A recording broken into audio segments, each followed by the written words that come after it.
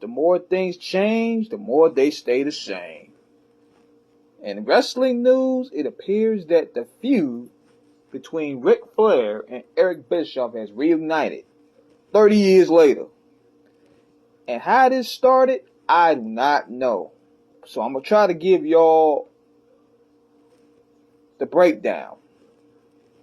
So apparently, this happened on Twitter. I read a tweet today where Eric Bischoff claimed WCW brought Hulk Hogan in because Ric Flair wasn't bankable. And it says here, as I quote thesportsrush.com, while speaking on his 83 Weeks podcast, Eric Bischoff recently explained the statement he made about Ric Flair. Bischoff stated that Nature Boy should be thanking him as he brought the best out of him in WCW instead of just being a whiny baby. He wanted Flair to appreciate him for helping him get over. And he more so said, Ric Flair comes to WCW and WCW still couldn't make any money with him in 93 and 94, which is why I had to go out and get Hulk Hogan.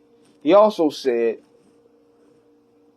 Ric Flair is a great performer, but when it comes to business, he felt he wasn't a bankable star. And I want to know, what do you guys think about that? Now, Ric Flair went back at Bischoff. You can check out on his podcast, saying he doesn't know anything about wrestling and stuff like that. He doesn't know how to book. But you know what this really is about? Flair has a new documentary coming out on the 28th on Peacock. You can check it out on the network. This is what this really is all about. He's trying to get some promo and some momentum going, so therefore he's reigniting old feuds. It's obvious, because Flair and Bischoff have been pretty much core for years. Now all of a sudden it's a problem. Then all of a sudden you see Rick going at Jim Ross. This is all promo at the end of the day. Flair learned from his rapper friends how this runs. So he's jumping on the wave. And it's catching a lot of people's eyes. But my thoughts about it is, they both have their flaws.